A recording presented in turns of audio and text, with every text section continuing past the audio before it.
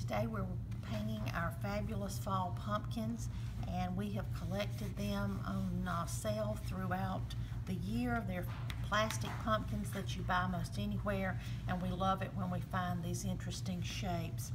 I'm making this one and showing you how I did it. I put 2 coats of Annie Sloan's Provence on, and you just brush it on and let it dry. You sometimes can do it with 1 coat and then just a little touch up.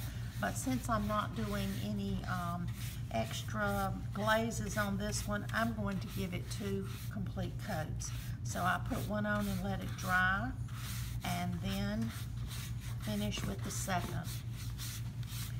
When that's dry, I have embellished this one with some faux rhinestones, and I just use the hot glue gun and put them on. You can buy them in sheets like this or individual ones. I find that even though they're sticky, they don't adhere quite well enough, so I have put them on with the glue gun. The only finish that I used on this one was General Finishes High Performance Water-Based Poly, and I did it in a satin finish. I wanted it to have a little bit of a sheen.